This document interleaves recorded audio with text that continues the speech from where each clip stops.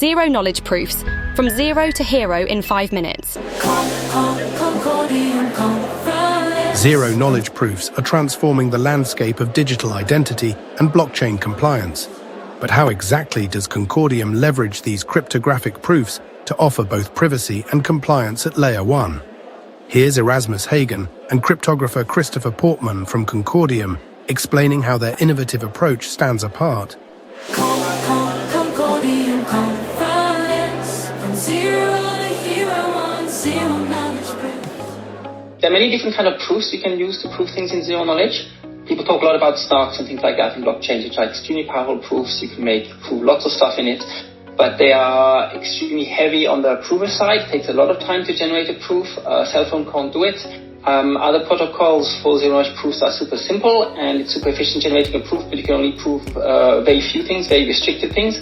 So when you're choosing which type of proof you're doing, it's important to consider what you're trying to prove and who's going to be using it on what device. So how does Concordium approach these proofs differently? And why does it matter for users and developers? So for our identity proofs, in the wallet to prove stuff about your identity, we use a whole bunch of very simple proofs which are very efficient to generate, very efficient to verify, proofs which are very compact, so don't need a lot of bandwidth to send them over. And they are sufficient for proving pretty much everything we want about an identity. Is my age above something? Is my country in this set, or is it not in this set, or that kind of stuff. So we have super efficient proofs, and they're directly integrated in the wallet. The wallet will generate this proof because the wallet holds your identity, and then the wallet can generate the proof and then you'll sign it from the wallet if you need it, if you have a use case that needs it. A crucial advantage for Concordium is integrating identity directly at the protocol layer. Here's why that matters. It really helps having the identity layer on the layer 1, because that's what our wallet does. Our wallet integrates in the layer 1. We can have wallets integrating with smart contracts a little bit. We do have some SIS2 tokens in the smart contract, but you very often have to go and add SIS2 tokens manually. You have to find out what the index is. It's rather messy for a wallet to interact with smart contracts. Can be done, but it's more complicated. So having our ID on the layer 1 just makes the whole thing simpler, smoother, and it's just seamlessly integrated, the whole thing. But how are these proofs managed, and can users control or revisit their proofs? So when you generate a proof, it's kind of valid at the moment when you generate it. For example, if I prove that I'm, under 25 because I want to access some kind of discount for young people, or a train ticket is only available for young people, the proof is correct when I prove it. Tomorrow I might have a different age. It might not be valid tomorrow. So proof is really only valid the moment you generate it, and you might actually want to add a timestamp in the proof so that you cannot reuse it at a later point or something like that. Christopher Portman provides a practical example illustrating how zero-knowledge proofs and protocol-level self-sovereign identity uniquely position Concordium as a future stablecoin market leader. A lot of the stablecoins that are interested in joining our chain, they have to follow regulation. They cannot allow people in certain countries to have access to their tokens. So you might need to do a zero-knowledge proof first just to be able to hold the stablecoin. And once you're allowed to have it, then you can use it. Beyond simple identity verification, Erasmus Hagen emphasizes how zero-knowledge proofs are key for broader adoption by governments and enterprises. So taking the big picture view, I think we're at a stage on the internet where we are all aware that we probably need more identity online. We need it in different contexts.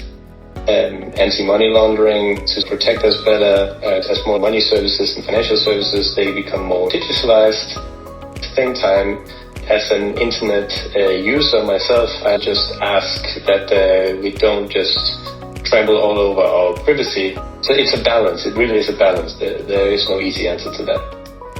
So zero-knowledge proofs, they play a key role in that. We have been researching and discussing with various partners around portable privacy preserving KYC and AML tooling. When you open a bank account, for example, you hold up your passport, take a photo, what's your address, your latest paycheck, those kind of things. And we have been exploring various versions of simply doing that with one institution and then being allowed to use that across multiple different institutions. This is the holy grail. Is going to be good for the users, it's going to be good for the institutions. But again, it's not just the technology questions, there's also a little bit of a psychological, cultural thing where Everybody needs to understand what it is that people need to understand what zero knowledge means, what kind of things can it do, what can it not do, and sort of getting used to a very novel technology. And this is where the governments and the regulatory bodies will also play a big part. When they start adopting these and accepting these and understanding the technology, it will be much easier for the banks.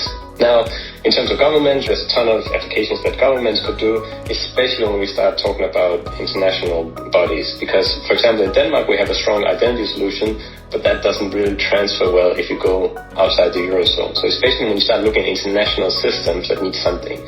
And there's a bunch of cool things you can do with zero knowledge proof. You can, for example, show that you're a unique individual. You can prove that you're actually unique in a certain context. And that's good for e-voting or surveying people and all this kind of cool stuff that you actually want to do if you're a government. And you want to do it in a way that you are not taking away data from people that they don't want to give.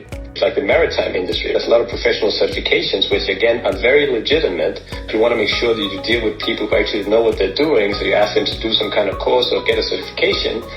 And we're actually in talks with a project trying to bring zero knowledge proof into the maritime industry for certifications.